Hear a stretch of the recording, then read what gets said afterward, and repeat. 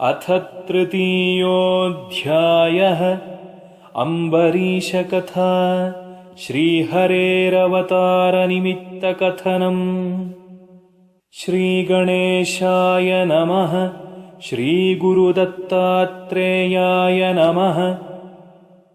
एवं सिद्धमुनेर्वाक्यं भक्तियुक्तं सविस्तरम् श्रुत्वा सन्तोषमापन्नः प्राब्रवीन्नामधारकः। जय सिद्धमुने त्वं मे संसारार्णवतारकः। संशयो मे समुच्छिन्नो मनोगत इहाधुना। त्वत्तः सर्वं मया लब्धं मग्नोऽस्म्यानन्दसागरे। विज्ञातं परमं तत्त्वं मया तव मुखाद्गुरोः। त्वन्मुखाद्गलितं पीत्वा सद्गुरोर्महिमामृतम्।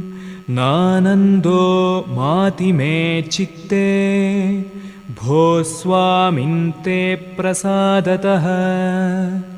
कुत्रास्ति भवतो वासो ग्रासो वा कुत्र मे वद। दासोऽहं ते भवामीति कराभ्यां तत्पदे ग्रहीत। ततः सिद्धः कृपालुः सहृष्ट आलिङ्ग्यतं मुदा। अशीर्भिरभिनन्द्याथ निजवृत्तान्तमब्रवीत्। यत्र यत्र गुरोर्वासो वासो मे तत्र तत्र च।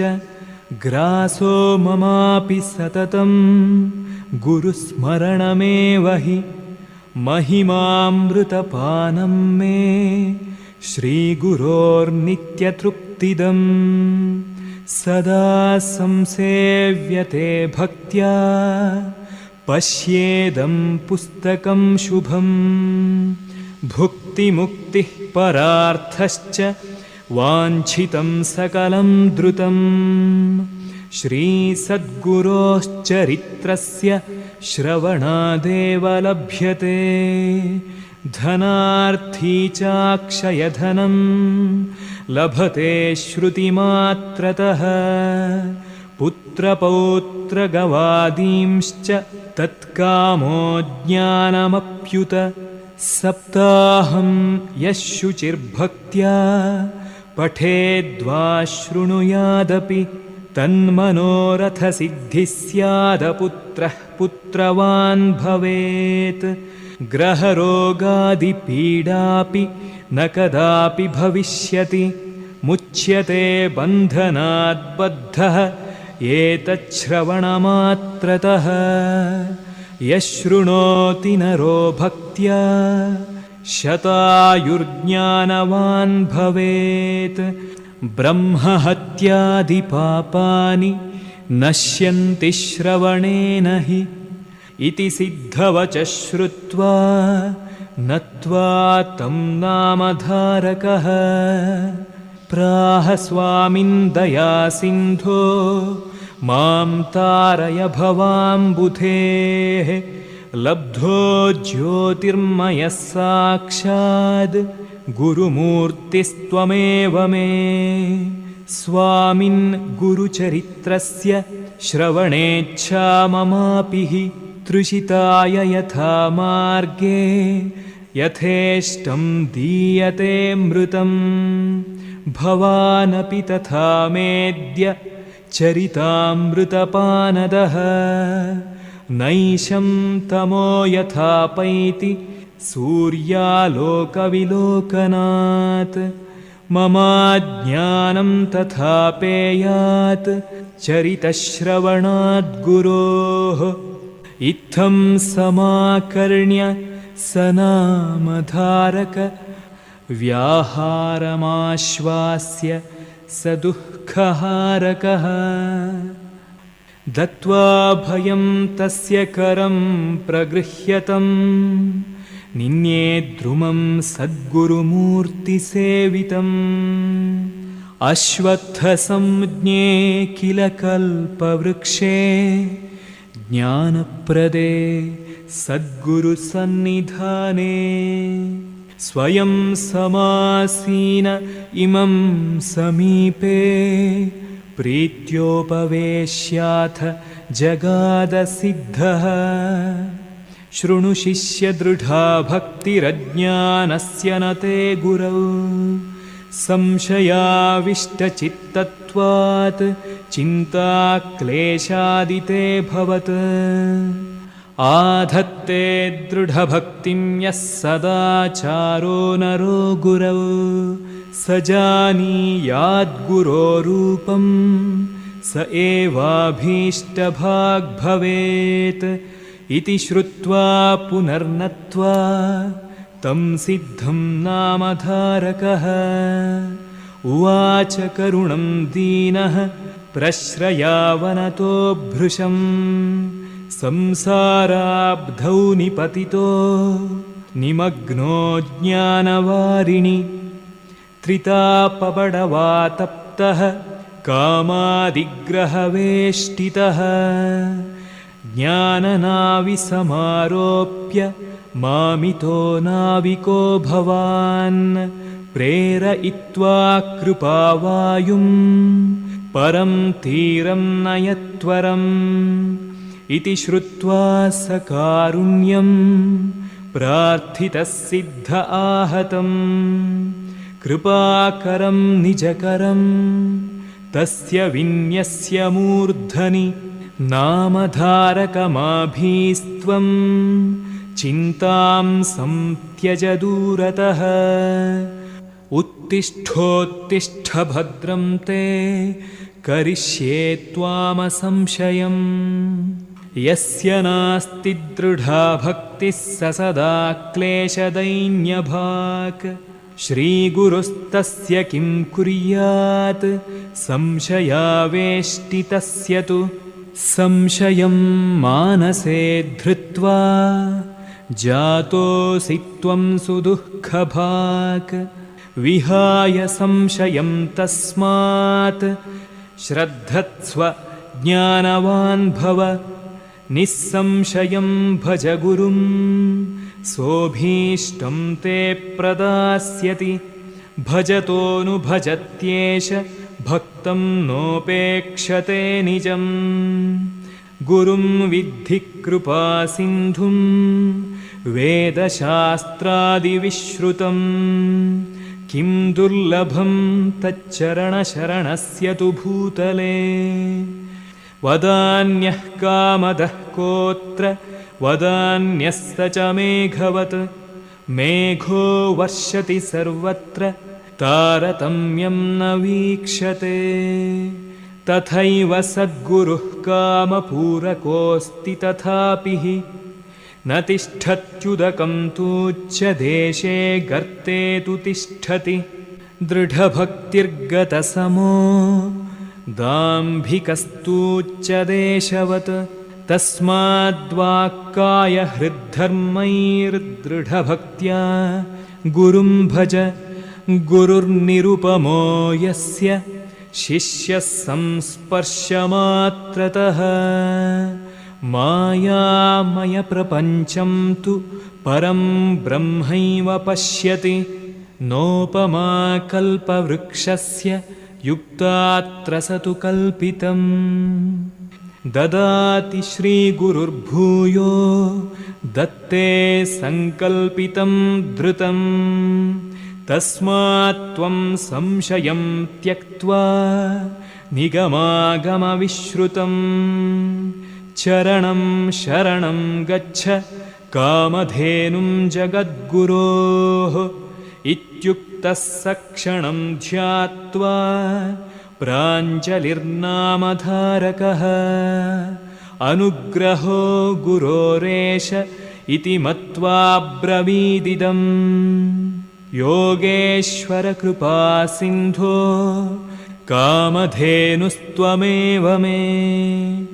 सेवकोऽहं तव स्वामिन् भवभीतिहरो भव विस्तृतं भवतो वाक्यं श्रुत्वा गुरुपदाम्बुजे संलग्नं मे मनो लीलाश्रवणोत्कण्ठितं गुरोः त्रिमूर्तिश्रीगुरुः साक्षाद्यदि तर्हि कुतो भुवि मर्त्यात्मनावतीर्णोऽत्र तन्मे कथयते नमः। उवाच सिद्धः साधो त्वं शिष्यचन्द्रोऽसि केवलम् मम बोधसमुद्रोऽयं पूरितः प्रश्नतस्त्वया महानन्दाप्तिकालस्ते गुरुदास्योदयोऽपि च उपस्थितो चिरादेव त्वं ब्रह्मानुभविष्यसि पर्यटं तं क्षितितले कोऽपि मां नैव पृच्छति गुरुलीलामृतं त्वद्य शुश्रूषुस्त्वं मयेक्षितः ऐहिका मुष्मीकार्थेच्छा यस्य तस्य तु रोचते चरितं तच्छृणुष्वाद्य कृत्वा त्रिकरणं दृढम् त्वमसि श्रीगुरोर्भक्तस्ततस्ते मतिरीदृशी लप्स्यसि त्वं चतुर्वर्गान् ममेदं निश्चितं मतं धनधान्यादिसम्पत्तिः पुत्राः पौत्राः श्रुतिस्मृतिः आयुः सौख्यं गतिश्चान्ते लभ्या यच्छ्रवणान् नृणाम् गुरुलीला कामधेनुर्वेदशास्त्रमतादृता लीलाविहारिणो मर्त्यरूपिणो विभोः भूमेर्भारावताराय भक्तोद्धाराय मारिष एष वेषधरो भूत्वा कुरुते धर्मपालनम् इति सिद्धवचः श्रुत्वा नत्वा तं नामधारकः पप्रच्छेशावताराणां निदानं किं महामते स्वामिन्मयि कृपां कृत्वा विस्तरेणैव तद्वद उवाच सिद्धः शृणु भो निर्गुणं ब्रह्मवस्तु यत् जगदादिस्वतो नादि यदेकं चाद्वितीयकं तत्स्वशक्तिसमावेशात् त्रिगुणं विश्वकारणम् यत्स्वतन्त्रं तदेवासीद् ब्रह्मविष्णीश्वरूपधृक् सृष्टिस्थितिप्रलयकृद्रजः सत्त्वतमो गुणैः कस्रष्टा रज उद्रेके सत्त्वोद्रेकेऽस्य केशवः पोष्टां ते तम उद्रेके हर्ता रुद्रस्वयं प्रभुः नैते परस्परं भिन्नास्त्रयः कार्यानुसारिणः सृष्ट्यादिलीला कर्तारः प्रसिद्धाः प्रभवश्रुतौ अम्बरीशाभिदः कश्चित् सूर्यवंशीयपार्थिवः एकादशीव्रतपरो विष्णुभक्तो दृढव्रतः नानावतारस्वीकारे सनिमित्तमभूद्विभोः तत्सर्वं तेऽभिधास्यामि सावधानमना भव उपोष्य विधिना राजा नित्यमेकादशी दिने आतिथेयः स कुरुते सर्वदा हरिचिन्तनम् एवं सत्येकदा तस्य दुर्वासागृहमागतः साक्षात् तद्व्रतभङ्गाय दुर्दैवं किमुपागतम् एकनाड्यवशिष्टाभूत् तद्दिने द्वादशी तिथिः आतिथेयोऽम्बरीशस्तं गतो भीतोऽपि सम्मुखम् तं समानीय पानीयमानीय विधिनास्य सह पादौ प्रक्षाल्य सम्पूज्य पूज्यमेतमपूजयत् तं नत्वा कुशलं पृष्ट्वा प्राह शीघ्रमनुष्ठितिम् कृत्वैतु पारणायाशु भवान् स्वल्पाद्य सातिथिः तथेति स नदीं गत्वा चक्रे कर्मचिरक्रियः व्रतभङ्गातिथित्यागदोषभीत्या सशङ्कितः विचार्य स्वगतं राजा जलपानेन मे भवेत् अधुनोभयसंसिद्धिरिति मत्वा पपौ जलम् अत्रान्तरेऽपि दुर्वासा आगत्य कुपितो वदत्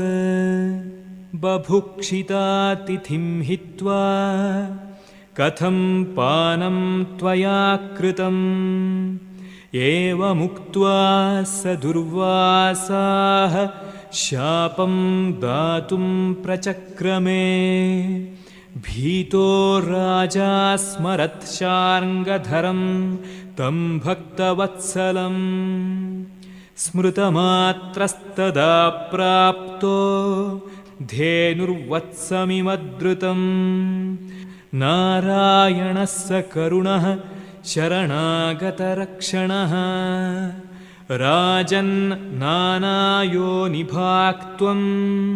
भवेति स शशापतम् यावत्तावत् हृषीकेशस्तयोर्मध्ये समागतः मुनेर्वाक्यं न मिथ्येति भीतो राजा हरेः पदम् जग्राह स महाविष्णुर्बभाषे भक्तवत्सलः मुनेर्रक्षाम्यमुं भक्तं शापं देहितमेव मे नायं सोढुं प्रभुर्भक्तवात्सल्यान्मे सहिष्णुता ईश्वरांशोऽपि दुर्वासा विचार्य स्वगतं जगौ अवतीर्यैष शापेन भुवो भारं हरिष्यति सुचिरेणापि तपसा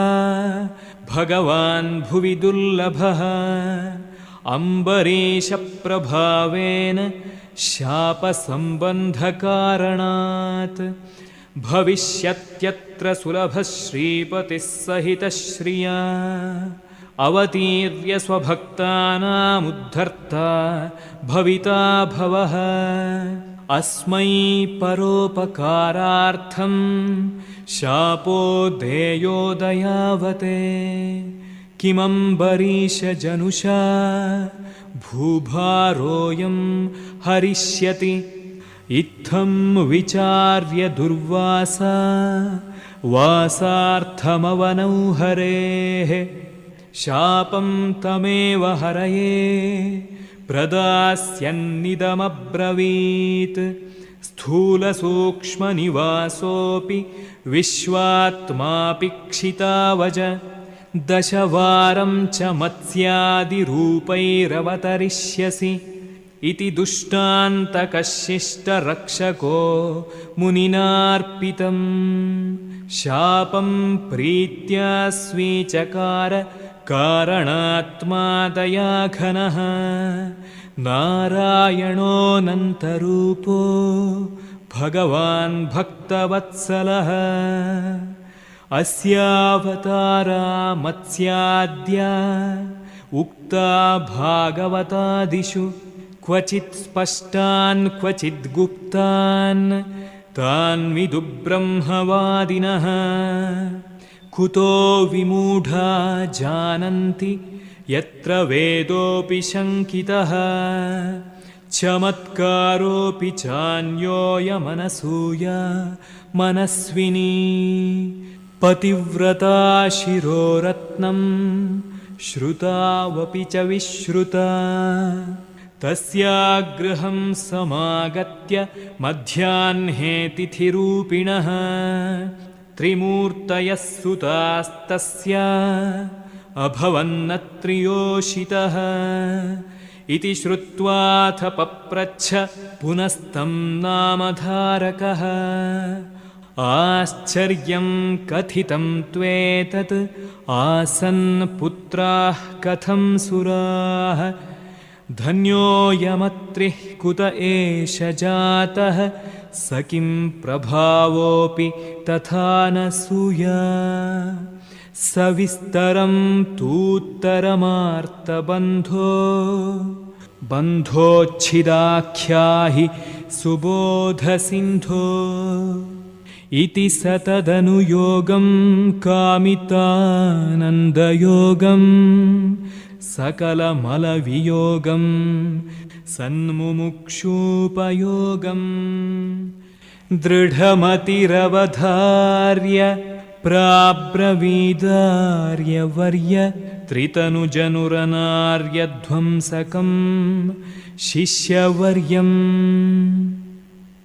स्वस्ति श्रीसिद्धनामधारकसंवादरूपेण सरस्वत्याख्यगङ्गाधरात्मजविरचित नरसिंहसरस्वत्युपाख्यानसंज्ञित महाराष्ट्रभाषान्वित गुरुचरित्रसमानार्थायां वासुदेवानन्दसरस्वतीयतिविरचितायां श्रीगुरुसंहितायां ज्ञानकाण्डे तृतीयः